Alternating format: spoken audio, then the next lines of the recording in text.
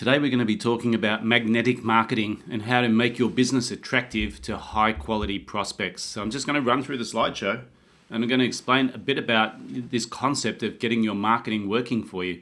Because I think for a lot of people in business, their marketing is actually seen as an expense. It's seen as something that's unnecessary. It's seen as something that's optional. And when we go through today's presentation, I think you'll understand that how critical it is to have a marketing system within your business. Because typically, marketing is one of those things that we talk about as hit and miss. And there's an old 80-20 rule which says 20% of your marketing is going to work and 80% of your marketing is not going to work, which is not really good in terms of return on investment. It's a little bit unpredictable. It's a bit like going fishing. We just really don't know what's going to happen. But when we start using this below the line behavior like denial, don't think I need marketing because I get all my work from word of mouth, excuses, it's just too hard, or it's failed in the past, or blame, we got ripped off. This is all justification for not doing your marketing. We need to realize that marketing is a critical aspect of running your business. It does two things for you. The first thing is it brings leads into the business, which allows you to grow. And the second thing is it eliminates price competition. So by getting your brand out there in the market, people can differentiate between you and your competitor. So taking ownership of your marketing is the first thing, and suggesting that you need to drive this behavior, not pay someone else to do it. You need to be accountable with your marketing and make sure that you're using numbers to make decisions, not just emotions, and not just should I use Facebook or should I use Insta. It's really about numbers, right? And responsibility is your ability to actually do things with marketing and make sure that you're actually responding to what's happening in the marketplace. So, the big thing with marketing for me is where you start is by doing something, right? I think most people are trying to look for the magic wand in marketing or the secret weapon, and it's all a load of crap, right? Marketing is literally about trying something, taking notice of the response or the reaction to the marketplace and adjusting. And as long as you keep doing that, you will actually start to grow your marketing traction. When a rocket goes to the moon, it has a missile guidance system in it. And did you know that it's only on track about 2% of the time? The other 98% of the time, it's off track and the guidance system is correcting its direction. So recognize with your marketing, you don't need to be on track. You don't need to have the right strategy. What you need to do is move. Now, some people think they know all about marketing. And here's what I'm going to suggest to you. And this is a weird statement, right? The best marketing guru on the planet is your prospect, right? They will judge with their feet. They will tell you whether your marketing's working or not. So thinking that you know about marketing just means that you're going to shut off the doors to learning anything new. The best way to market is to be inquisitive. Ask your clients. Actually go out and test some sample marketing, see how they respond to it. But remember, it's only the transaction that tells you whether the marketing's working, not if people like the color of your logo. All right. So just really think about how you get the most out of it. And marketing's got to be a little bit of fun, right? We're in a world where we're in marketing overload, or let's call it communication overload. And what I mean by that is people are getting smashed with email. They're getting smashed with advertising on all their social channels, smashed on the TV. And we get frustrated by ads that are not of quality. If something is funny, it's memorable. Some of you will remember Not Happy Jan, right? Now that's an ad from Yellow Pages from nearly 20 years ago. But it's going to stick with us forever because it was funny. So you got to be willing to have a bit of fun as well with your marketing. The last thing I'm going to ask you to do is during this presentation, I'm going to move fairly quickly and I need you to understand what you can expect from today. I want you to start, before you actually go through any more of this video, I want you to write down what are the top 6 things that you want to get out of today's session. I want you to be specific as you can, not just to learn marketing. It might be to improve my lead flow. It might be to get out of price competition. It might be to get 3 new clients. It might be just to make sure your brand message is on track. You need to work out how to do that, and I want you to write down those things down. Go to page 9 of the manual, write down the top 6 things you'd like to get out of today's workshop. Push pause on this video. Yes, push pause on this video. Go and do it, because what it's going to do is going to set you up for success as we go through this program. Now, I'm assuming you did that and you pushed pause. There's a very specific reason we ask you to write down the things you want to get out of a workshop, and that's to activate the reticular activating system. This is a bit like a GPS in your brain. When you know what you want to get out of something, then the likelihood of you getting it is much, much greater. So don't just use this for this presentation. I suggest you use this for Goal Setting 101. If you're in sales, Make sure you're clear on your objectives for the month, and just make sure that you're constantly using your reticular activating system to guide you where you want to go by setting goals. Now, what is marketing? The first thing I want to talk about here, and excuse my slides for being a bit funny, but you can read them.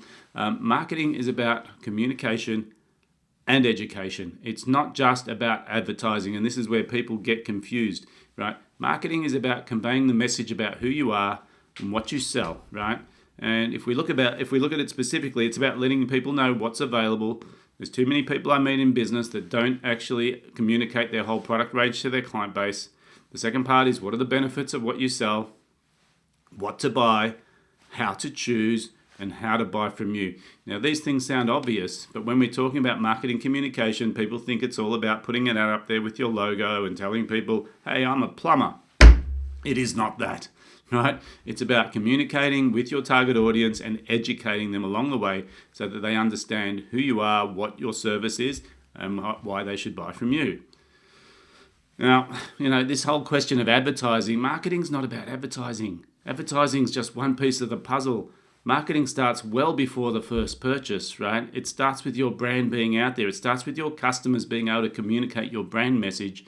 And so it goes from way before the first sale to well after the last sale. So even if someone never buys from you again, your product or your service is something that they had an experience with, and they will potentially refer you other work. So you need to think about, how do I keep my communications going all the way through the life cycle, not just when people are ready to buy your product.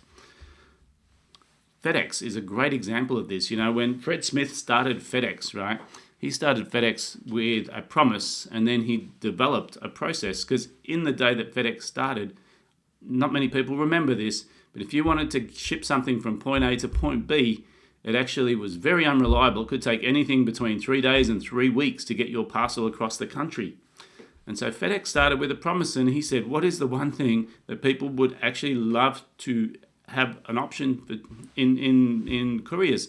And he actually came up with the saying, guaranteed delivery overnight, or guaranteed delivered to your door by 10 a.m. or it's free. I can't remember the exact wording, but the promise was that your parcel would end up in its destination the next day. Now, you think about how you do that in a country that's got 52 states in it, right? And it's almost unimaginable. But what Fred Smith did is he created the promise, and he said, if we can do this, we will dominate the courier space. And they actually did it, right? And I think the second story around this is Domino's. Most people know about Domino's Pizza. It was started by two brothers that were in university, and it was a part-time job. But they came up with the promise, which was delivered to your door within 30 minutes or it's free. And all of a sudden, their business went from being a small part-time job to one of the biggest pizza chains in the world, right? It's not all of a sudden. It's about having a promise and then working out how you can deliver on that promise. That, my friends, is marketing.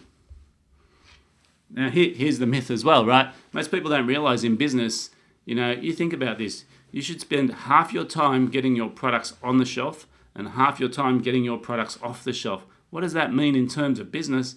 It means that if you are really good at providing a product or service as a business, right, that's only half of the equation, because that's just getting the product on the shelf, right? How do you get the product off the shelf? Through marketing and sales, right? So you need to be thinking in terms of, I should be spending 50% of my time getting the product on the shelf and 50% of my time getting it off the shelf. Now this, mostly for most small businesses, is disproportionate. They're so busy doing the work that they're spending almost maybe 5 to 10% of their time on marketing, and they need to be spending 50% of their time to make the profit that they deserve and to make sure that they've got the right target market. I want to talk about this principle of marketing being an investment, right? Because when we talk about marketing, most people see it as an expense. Why do they see it as an expense? Because if you look on the P&L, it's in the expense column, and that sort of makes sense from an accounting point of view. But what it doesn't make sense from is the point of view of, I want to grow my business. Now, if I spend any money in my own business, any money, I always look at my return. What am I getting for my money? Because as soon as I expect a return, it becomes an investment and it's not an expense. If I don't expect a return, it's an expense. So if we can make our marketing profitable, and one of your objectives is to make sure that your marketing returns you more than $1 for every dollar you spend. because now it becomes exciting. If I can get $1.20 or $1.50 or $2 in profit for every dollar I spend in marketing, I go from not wanting to spend too much to trying to spend every cent I possibly can until I get to capacity within my business. There's only one way to do that, and that's to make sure that you're testing everything, right? You should be using numbers, you should be measuring your marketing, testing different campaigns. If you're not sure which headline to use in your email, which subject line, you use two, right? And you do what's called split testing, and you see which one gets the better response. If you test everything, the numbers don't lie, right? And so then all of a sudden our marketing becomes an investment that we can play with the different parameters and see the result. You know, this principle of marketing is maths. You need to write this down, right? Don't let anyone convince you that marketing is some sort of black magic. It's not creative. It's none of that, right? Marketing is purely a mathematical game, right? You try something, you measure the result. If it's working, you do more of it. If it's not, you either change it or you get rid of it, right? And you keep doing that, like that guided missile we talked about before. You only need to be on track 2% of the time, right? The rest of the time you need to be correcting, right? But correcting means knowing your numbers, testing things, making sure that you're expecting a result and you measure against that expectation. Two numbers that are most critical to anyone in business, right? The first one being acquisition cost. What does that mean? That means how much do you pay for a client? Now, acquisition cost is calculated by putting together all of your expenses. This is marketing wise, so that includes any web hosting, SEO, AdWords, any payment you make that actually is involved with your marketing or your branding, and also any hours that are spent in sales. So that would include quoting, taking inbound inquiries, going out to site to do measure and quotes, doing proposals, doing presentations, following up leads.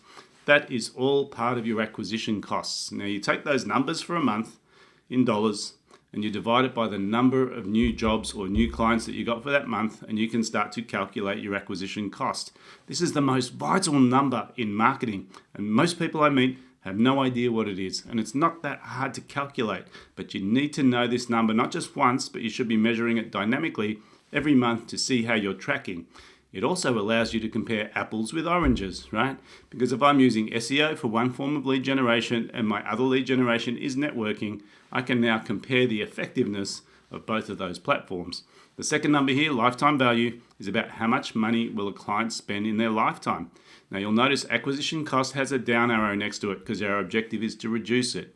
Lifetime value has an up arrow because our objective is to increase it. Now, here's the thing, I can't improve a number that I can't measure. So unless you know these numbers specifically and mathematically, not just a guess, you are stuck without being able to improve these two numbers. And this is what marketing is all about. Bit of homework for you, right? And this is about how much do you measure. Now, if you quickly have a look at this slide, and it's a little bit all over the place, but you'll get the gist of it. You can just measure how much it costs to run an ad and how many leads you get. And if we look at campaign A and campaign B, you'll notice that campaign A is $1,000, campaign B is the same, and they both generate, campaign A generates 1,000 leads, campaign B generates 100. So at that point in time, we're saying campaign A is way better, right? But if we keep measuring and that we look at conversion rate, campaign A generates 10 customers, campaign B 50. So all of a sudden, campaign B is looking better, right? But then when we keep measuring and we start looking at the average dollar sale, we see that the dynamic changes. Now, I'm not going to go through all the maths for you. You can do this yourself, right? This is a piece of your activity, right? But what I want you to realize is the more that you measure, the more specific you can be about whether a campaign is worth running.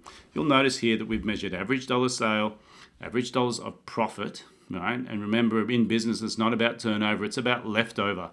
And then we've talked about lifetime value, which is how long they stay with you. And the last one there is the number of referrals that are generated. Now, remember, referrals are one of the best things you'll ever get in business. Now, if you don't measure how many referrals you get per marketing strategy, you're missing out on a big piece of the picture. Your homework, right, is to identify the client acquisition cost for advertisement A and advertisement B. You're going to have to do this in your own time. It's on page 14 of the manual, right? Work out which advertisement is the most profitable. Now, I want you to go through the whole process because you also need to take into consideration the referrals. Now, when you go through this, you'll do the maths, you'll work out what you think is right. This is on page 14 of your manual. And you need to start to realize that measuring is all about how much you measure, not just mathematics, right? It's about going through the different levels and identifying the true profit on a campaign. I want to talk about point number 2, which is developing what we call a multi-channel strategy. Now, the reasoning behind this is pretty simple, right? You need to start thinking about what are your current marketing channels. Now, your typical business, I'll give you some examples, will have things like SEO, AdWords. They might have Facebook for social, or they might use LinkedIn, right? They might have networking. They might have referrals. They might have some form of advertising that they do, right? There's a whole lot of different things that you have. You need to start listing these things, and I'll tell you why, right? Because each one of these channels that you use is an asset within your business, and you need to start evaluating how effective they are for you. By the way, you'll see that little thing up there. Where is it? It's over there. Google My Business, right? Google My Business is one of the most critical things that you need to have completed in your business, because Google and the locality guide are interlinked, right? And same with YouTube. YouTube's owned by Google. Not many people know that. So making sure you've got channels that are open that you're using will help you with your SEO. So let's talk about this multi-channel strategy and the reasoning behind it. You've got a picture of a diving board here. So if we look at a diving board, it's a pretty unstable platform, and the reason behind that is because there's only one pillar where the ladder is, right at the back, which you can't see in this picture. But what it is that it's unstable because there's only one basically platform holding it, right? So one pillar. Now, if I look at most people's marketing strategies in their business, they generally have one, maybe two, maybe three different strategies working for them. Now, even 3 pillars makes a platform fairly flaky, because if one of those pillars fails, so if your main source of business is word of mouth and you don't get any referrals this month, no business, right? So what you want to start thinking about is, how do I build my pillars in my business so that I have 10 distinct channels of business coming through my marketing system that are producing 10% of the leads each? Because that way, if one of those pillars fails, we're still only dropped by 10%, so we've got 90% of lead flow. When you only have 1 or 2 channels, what happens is one of those fail and it's catastrophic on the lead flow coming into your business. So what are the 10 ways that you can actually produce leads in your business? Now, it's simple. I want you to decide what they could be. Now, you can brainstorm with other people. You can look through what you're currently doing, and you can assess what they could be. I don't need you to build the whole thing right now. I need you to identify 10. Do this on page 15 of your manual, right? And then what we're going to do is we're going to look at each one of these strategies that we've either got some experience with or been wanting to do. Some people say, oh yeah, I really should get on LinkedIn, right? Well, you've got to decide on a scale of 1 to 10 how easy or how hard they are, right? So you're going to rank them from easiest to hardest, and then you're going to rank them from cheapest to most expensive, because we want to build these pillars one at a time. And I want you to imagine that you've gone to the circus and you see the clown with the spinning plates, right? And what he does is he spins up one plate and he puts it on the stand, and then he goes and spins up the second plate and puts it on the stand. By the time he gets to the third one, the first one's a little bit wobbly, he just gives it a tweak. That's how your marketing system needs to look. Right? You need to be working on each channel individually, get it up to running. And when I say running, I mean automated. So it might be that someone else is doing the calls, or it might be that you pay an outsourced company to do your SEO, and you're just monitoring on a monthly basis, and then you can move on to the next channel. If you try and do multiple channels at the same time, you will get confused. Now, as you build this, it might take you a year or 2 to build a marketing system like this. But once you've built it with 10 channels that are robust, you'll start to see some interesting synergy, because channels will bounce off each other. So if you're doing SEO and you're doing AdWords and you're doing some social stuff, people will start to find you in different ways, and then they'll just look at you as being Eddie everywhere, and they will start to actually engage with your company because they're going to see how prolific you are. This is a system that takes time to build. I want you to then, before we go into the detail of how we spend the money, I want you to identify your target market. Here's one of the biggest fallacies in business, right? You need to know who your target market is, right? And you can have more than one target market, but you need to identify in detail who that niche is. Now, some people say, oh, my niche is business owners, or my niche is people who want to build a house. That's not a niche, right? A niche is not anybody who wants, right?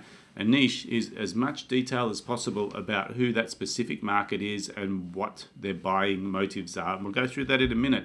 But I want you to remember something. You don't need one target market. You can have multiple target markets, but unless you can define the avatar of who they are, it's very difficult to communicate with them. The best way to do this, if you've been in business for a while, go through your old client base, okay? And just create a list of all the clients you've ever worked with, and I want you to rank them A, B, C, and D. Now, this is not about revenue. This is all about understanding how they are to do business with and how profitable they are. So a D-grade client, and everyone has these, is the client that you know when the phone rings and it's them, it's going to cost you money, right? They either take too long, they don't like to pay, they complain about how dear you are. They're not great clients, but the reason we keep them is out of desperation. We're not sure where the next piece of work is going to come from, so we use D-grade clients to just fill the gaps. The problem with D-grade clients is they may refer more D-grade clients, so be very weary of the Ds. You need to get rid of those guys, right? The next level up is a C-grade. Now, a C-grade client is generally someone who buys on price, right? Price competitive people who might buy from you, might buy from your competitor, depending on the weather. They're not wed to you. They're not loyal. And the problem with these guys is you can't really do much to keep them other than keep the price down. So your job with the C-graders is to identify them, but then what I would suggest you do is you educate them on why they should do business with you and not your competitor. Then we move above the midline and we start to see what's called the B grade. B grades are basic clients. What it means is they do business with you, they're loyal, they love working with you, but there's one distinction between a B and an A. An A grade client refers work to you all the time. They're a raving fan. So B grades are loyal, they're great clients to have, but my preference is A grade clients. Now, when you grade your old clients this way, what you will start to realize is there's a pattern. There's a certain kind of person that you have done business with in the past that is awesome. Awesome means that not only do they love your work, they spread the word and they bring you other work. And it's probably about 20% of your client base. Because 20% of them will be Ds, which produce 80% of your headaches, but 20% will be As that produce 80% of your profit. If you look in your current client base and you can identify the A graders, you have started to paint a picture of your ideal client or your target market. This is the cheats way of doing it, because rather than saying, I think I should sell to, you say, these are the people that have actually got a lot of value from me. So make sure you do this, right? You need to identify your key target markets and their personas. Now, when we do target market identification, there's three things. This is page 17 of your notebook. Three things that you need to be looking at. The first one is demographics, right? Demographics is who are they, right? And usually this looks like the size of the business or the size of the family or the amount of income they have or the amount of kids they have. So it's measurable things, demographics. Geographics is easy, that's location. Are they local to you? Are they national? Are they international? So you need to actually decide who the geographic target is. And the last one's the one that most people don't think about, which is what's called psychographics. Now, psychographics is all about their buying motives. Why should they buy from you? You know, what drives them to make a decision? These are usually emotional triggers, right? An example of a psychographic is asking the question, what keeps my target market up at night? Like for us, we work with small, medium businesses. Our psychographic is those people that are frustrated by the lack of growth or profit within their business. They're working way too hard for the amount of money they're making and they just don't understand why. That's not demographics, that's not geographics, that's psychographics. So what is the psychographic for each one of your target markets? You need to write this stuff down because without having it in writing, you're not going to have a way of communicating this through your marketing channel and to your marketing people. Number 4, we're going to talk a little bit about a thing called a unique selling proposition. Now, USP is also known as, and it's been talked about so many times, but I want to just answer this with one simple question, right? The unique selling proposition is the reason that people buy from you and not your competition. Now, for most people, they come up with a really weak USP. We provide better service. We're competitive. We're fast. Blah, blah, blah. I've heard it all before and it's boring as bat poo, right? What you've got to start thinking about is what is your point of difference? Now, I suggest something to you. You can't tell me what the difference between you and your competitor is unless you know what your competitor is actually doing. So to get effective with your USP, you need to study your competitors. You need to understand what it is that they do that you don't do, or what it is that they don't do that you do, because unique means it's not easily copyable. Let's have a look at some of the sort of criteria for a USP. It has to be truly unique, which means if I say we provide better service and my competitor says we provide better service, it's not unique. Competitive pricing, competitive pricing. Anyone can copy these things, right? It's got to be something that's exciting to your target market. So it's got to appeal to their, I suppose, what they're fearful about, or it's got to appeal to what their desires are, right? So it's got to be exciting to not you, but to your target market, right? It's got to be something that will get people talking, right? It's got to be something that can't easily be copied, right? Because if it is copied, it's an obvious ripoff of you. Right? And this is hard, right? Don't expect to do this in 5 minutes, but if you don't start thinking about what your uniqueness is, you're destined to be in a price competitive market. Marketing is about then communicating what that difference is. And, we've got some big examples that we all know about. We know Apple overcharges for the speed of the technology, but what you're paying for is the experience, the design, the way everything just ties in together, and you'll pay a premium for a product that is under spec'd, right? What I mean by that is the CPU speed, the memory capacity of any Apple machine is way lower than what you can get for your money if you go buy a HP or a Lenovo or some other IBM or PC-based computer. So why would you pay so much? Well, it's peace of mind. It's a brand that we know that we can associate with. I also know, because I'm a bit of an Apple fan, and the main reason is because I can go to the Apple store any day of the week and I can get someone to fix any one of my devices, and usually they say, I'm sorry, sir, you're going to have to wait 3 to 30 minutes. Unheard of if you have a Samsung phone and you go to Samsung. Unheard of if you've got a HP computer and you take it back to the place you bought it. Normally it has to go back to manufacturer. So what is the difference that you have, your USP, and how are you communicating that to your market? Here's an interesting sign, right? For those people who think they're in a price competitive market, imagine using that as your USP, right? The most expensive dive course on the coast. Come in and ask why, right? That's an amazing sort of sign, because what it's done is it's invoked curiosity. It's got people thinking about why he's so expensive, as opposed to trying to compete on price. Okay, an exercise for you. Why should I buy from you and not your competitor? Number 1, answer this to the best of your ability. Come up with a few examples. And if you're not sure that they're actually compelling, ask the question, so what? Right? Because if I say we're competitive, I go, so what? Well, we can provide you the best price. Well, so what? And keep asking that question until you get the core of the difference. Personal example, our USP at Outcomes Business Group is simple, right? We've been coaching businesses for 20 years. Now, that's difficult to copy unless you've been coaching businesses for 20 years as well. We also provide business education above and beyond our coaching programs. We do group and individual coaching. So these are the things that we do that are specific, that are difficult to copy. But if people start to copy them, you can sort of see the parallel. So you've got to think about what that is for you, right? Write down 3 outlandish things that you could do to blow people out of the water. Now, this example comes from a fellow by the name of Paddy Lund, P-A-D-D-I-L-U-N-D. You can Google him. He's a dentist up in Brisbane. Now, Paddy Lund has got a very interesting business because he has an unlisted telephone number, and you cannot get an appointment with him unless you are referred by one of his existing clients. Now, I'm not going to go too much into the detail, but what I'm going to suggest is research the guy. He's a genius when it comes to marketing his business. He doesn't advertise, right, at all, right? So how does he get his clients? By making sure that the clients that come in play the game a certain way. He is actually got a very interesting model. You walk in the front door, there's a big coffee machine on the counter, there's no waiting room, and he guarantees no waiting and no pain. And so it's a bizarre environment. You've got to check this out if you want to see what a point of difference really is, because he's done it in dentistry. Creating your business guarantee. I do want to touch on this because guarantees are so important, right? You can create a point of difference by having a guarantee. And we see this every day and we don't even realize it. If you go to Bunnings' lowest price guarantee, if you go to Super Cheap Auto, it's built into their name, Super Cheap Auto.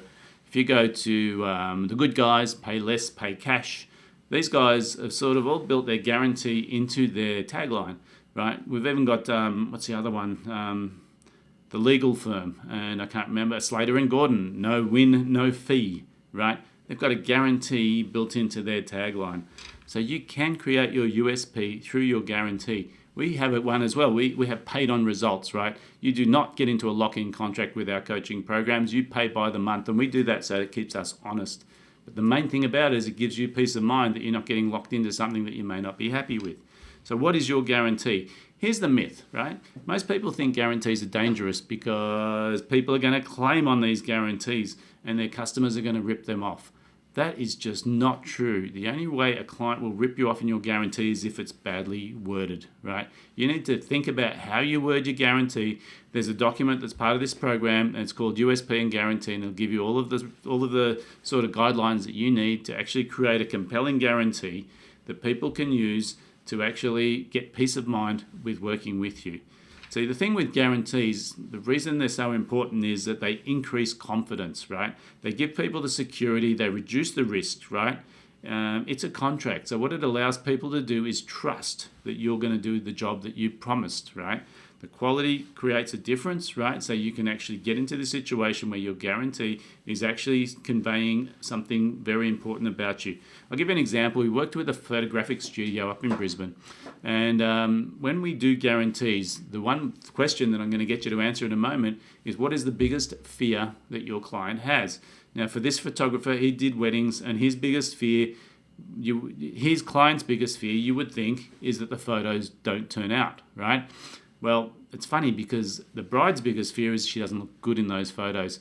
So we created a guarantee in his business, and it was simple. The guarantee said that if we shoot your wedding and you're not happy with the photos, not that they didn't turn out, you're not happy with them, we will pay to reshoot the whole wedding, including paying for international guests to get back into the country, rental of the venue, rental of the formal wear, rental of the limos. We will recreate the scene so we can shoot the whole thing again.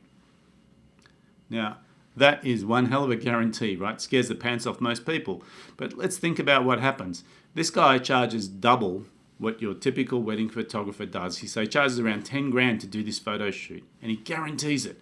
And what that means is that he's going to make sure when he goes out to do the wedding photo shoot, he's going to take twice as many shots as anyone else because he can afford to. Number one, he's charging enough. And number two, he wants to make sure that the bride is happy. So he's going to be showing her photos on the back of the camera all day, just interacting and making sure that she's happy so that he doesn't get a surprise, oh, these are terrible photos, at the end. Now, think of the consequence if he had someone claim on this, right? How much does it cost to recreate a wedding scene? Now, usually the average wedding has maybe 1 or 2 international visitors. Those tickets are about $2 grand each, so that's $4,000. Hiring a venue for 1 hour might cost you $500. That's $4,500. Hiring some limos for 1 hour might cost you another $500. That's $5,000. Now remember, he charges 10, right? And so he's got enough buffer in there to actually cover the risk, because not everyone's going to call on the guarantee. I think he's had it called on once, right? Which means it cost him $5,000, but he made 10, right? So not so bad, right? And the word of mouth and the percentage of improvement in conversion because of that guarantee was humongous, because his competitors were scared to even come close to that sort of guarantee. So here's another example, Officeworks. Most people don't realize they guarantee lowest prices, right? There's a lot of terms and conditions in there, but basically it says we'll beat any advertised price by 5%. Now they do it, right? There's some conditions. It has to be a local supplier that is bricks and mortar. So they've got some conditions around this, but this is a guarantee that they use. What's the undertone of this? The undertone of this is that Officeworks is competitively priced. Now they may be, they may not be, but by putting the guarantee in place, it gives you peace of mind, right? I want you to answer this. This is the exercise for you. Page 21. What are the 3 biggest fears people have when buying your product or service? I want you to write these down, right? Because if you can alleviate those fears through your guarantee is going to change your business. So don't leave this to chance. Do the work out the biggest fears, and work out how you can alleviate those fears. If you can't work this out on your own, speak to one of the coaches, right? Because this is so critical in your marketing. It's going to make you a standout and make sure that people want to do business with you and not your competitor. Worth its weight in gold. Number 6, let's talk about how we go about building these marketing campaigns, because we've talked about positioning, we've talked about the background work, understanding who your target market is, understanding why they should buy from you and not your competitor, and understanding their fears, right? Once we've dealt with all this, we can now go to the marketing strategy. So the first thing we need to work out is where our target market lives. Well, where are we going to find them in concentration, right? Because if they all hover around a particular website or a particular peak body, I need to know. So where are your target market in concentration? You need to write these lists down under each target market. The second thing we need to decide is what is the offer going to be that's going to get them to engage. You can use things like download a free ebook, you can have a free consultation, you can have free seminars, webinars. There's all sorts of different things that you can entice people with. I'm not going to tell you what you need to do. You need to work out what's going to get them to move. Sometimes it's just straight up a consult with you. Other times it's a quote, other times it's a sample. You need to be thinking about what is the offer that's going to get them to want to engage. Now, it's not about just buying, right? What it is about that initial engagement and putting their toe in the water. The next question you need to answer is why. Why do they want to buy it? So this is buyers, but what's called buying motives. This ties back to the psychographics that we talked about earlier. You know, what keeps them up at night? What are they thinking about all the time? And why do they need to buy your product? Okay. What are the benefits? Now, we can talk a little bit about features versus benefits. Features are generally what your product does. Right? Benefits is what the client gets as a result of using your product. We sell business coaching. We have one-on-one coaching. We have group coaching. We have workshops. They're features, right? The benefits is increased profitability, reduced stress, better lifestyle choices, cash in the bank, right? That's what people want, right? They don't want coaching. They want the result of coaching. So what is the result that your guys need to get from your business, right? Then we talk about how, right? How are you going to communicate this offer to them, right? It's not as simple as saying, well, let's create a brochure or website, right? You've got to think about the channels that they actually consume and how you're going to convey this message. Is it going to be through video? Is it going to be through a series of emails? Is it going to be through... You work out how you think that they will digest your information and how you can build this relationship over time. Now, if we think about this, most people get this upside down. There's 3 parts to any marketing campaign: target, offer, and channel. We've talked about those, and now let's put some priority on these. See, to me, the targeting, getting clear on who your target market is, what they think about all the time, their psychographics, their demographics, their geographics, that's a 10 out of 10, right? That just means it's the highest priority activity in marketing is actually understanding your target. The second highest priority activity is what's going to make them want to engage with you? What is the offer? Now, offers don't mean specials. Offers just mean engagement tools. So it could be like a seminar. It could be a complimentary blah, blah, blah. I don't know what it is for you, right? But you need to spend the time thinking about what the offer is. The channel is a 1 out of 10. So when someone asks me the question, is Facebook any good for my business or should I be using LinkedIn? They're asking the wrong question. The right question is, where is your target marketing concentration? What sort of communications are you going to give them and how are you going to communicate the benefit of what you do? This is how we build marketing campaigns. And the last thing I just want to touch on here is how you create compelling copy. Now, when we talk about copy, we're talking about copywriting, not photocopies, okay? And when we talk about creating compelling copy, you have to become educated in how people digest information and how to communicate your message. And if you get this right, it doesn't matter whether it's by telephone, by email, by video, by face-to-face, you will have a formula for how to get your message across. This is it. There's 2 models we're going to talk about. The first one is the AIDA formula, which starts with getting their attention, engaging them, which means getting their interest, getting them to want to buy your product, your desire, and finally getting them to do something. Okay, let's have a look at each one of these quickly. So getting their attention is about headlines. Headlines, subject lines, opening statement when you're doing a outbound telemarketing campaign. They need to be benefit-laden. They also need to create curiosity, right? So don't use your own name. Don't say, hi, it's David from Outcomes Business Group. I don't care that I'm from, they don't care where I'm from. What they care about is what can I do for them? So, I can help you improve the profitability of your business. I can help you improve blah, blah, blah, blah, whatever it is for you, right? So when we do headlines, don't use your own name. Put the word you in it because it's talking about them. Open a loop. Now, when I say open a loop, what I mean is invoke curiosity. Now, you do that by using headline starters. If you speak to your coach, I think there's some samples in the book as well. Headline starters are things like how to win friends and influence people. 7 habits of highly effective people. Both of those statements invoke curiosity because you want to know what the 7 habits are, right? And I'm not telling you, right? How to win friends and influence people, well, you need to read the book, right? So those sorts of headlines invoke curiosity, open a loop, and get people curious to read on. The other thing you can do is qualify the right readers, and you can say this by using the term that they are. So if we're focusing on business owners, we'll have business owners in our headlines, right? If you're focused on families, you put family in the headline. If you're focused on people who need plumbing services, attention, people with plumbing problems. So qualify the right readers by using those words. Now, sell the benefits, not the features. Don't tell me that you're an accountant and that you do tax compliance.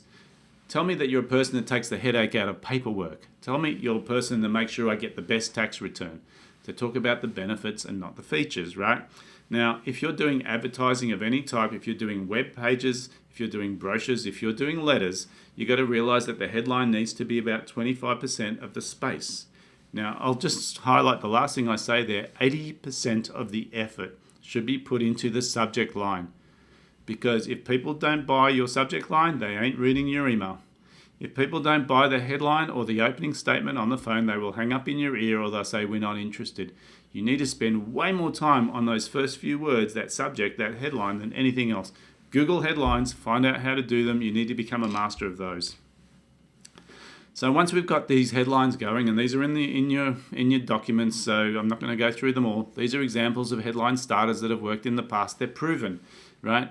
There's a couple of books that I suggest you get. One is called Scientific Advertising by, I think it's John Caples, Tested Advertising Methods by John Caples. And then you've got My Life in Advertising and Scientific Advertising by someone else. I can't remember their name. You need to get some marketing books for yourself so you understand these formulas. Here's an interesting headline. Literally, it's a picture, right? It's a pretty funny looking picture, but I guarantee you that a lot of people see that car and remember it or take photos just like this. Because if you saw this plumber driving down the street, he'd get your attention straight away. So it doesn't need to be the words, it can be the images, right? Then we talk about interest, the I of AIDA. What's in it for me? Probably the most powerful radio station on the planet is WII-FM. What's in it for me? A point of you, Y-O-U. Create interest in the me part of the ad, making sure that you talk about them, you identify with your target market and make sure that they resonate with your message, right? If you've got photos in your advertising, in your web pages, make sure there's captions because that's where people's eyes go. They go to photos and then they'll read the caption underneath it. Then we move to the D, the desire. Now, this is the great offer, the sizzling words, the testimonials, the benefits, and this is the part of the advertising that gets people excited about wanting to engage with you. I'm not going to go through the detail here. You need to read and learn how to create compelling offers. There's heaps of materials out there on how to do this. The call to action may or may not be required because if you create enough desire, you don't need a call to action. Most of the social channels, you don't need to tell people what to do. They can click links and find their way back to you. They can contact you or reach out to you at any point in time. But if you want people to engage, you need to tell them what you expect them to do, right? If it's social, please comment and let us know what industry you're from. If it's advertising, click here to call now. Click here to book a time. What is your call to action? Be specific. Make it easy. Could be a free download. It could be book a time to chat with one of our people. It could be ring 1300. What is the call to action? Another example of this, and this is just a variation of the same thing, is identifying people's problems.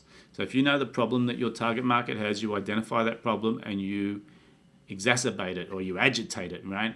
And so let's say, at the moment we're going through a COVID lockdown. Right? Oh my God, the world has stopped, Well, it's not as bad as everyone thinks, right? We're still alive, right? We still get to eat. We still get to go to work. We still get to talk to people on the phone or Zoom. but people are getting narky about it, right? You can agitate that problem pretty easily. And how do you solve it? Zoom, right? Away we go. We're using video conferencing, and that company is blitzing it right now because the problem was created outside of them, and they just need to talk about the importance of connection and have the solution, and away we go. Problem, agitate, solve. Great formula for getting motivation into your clients, into your prospects. We're at the end. What I need you to do right now is, before we finish up, I need you to go back to your workbook. I need you to actually highlight, what did you get out of today? What are the blinding flashes of the obvious, or the BFOs? On page 29 of the workbook, I want you to list down the top 7 things that you're going to work on as a result of going through this information. I know it's been fast-paced. You can pause, you can go back, you can call one of our guys. You need to take on marketing as a serious part of growing your business. And if you do that effectively, I guarantee that your business will grow. So thanks very much for your time. Look forward to hearing about your success. Homework. Thought you'd get away without it. There is some home fun here, right?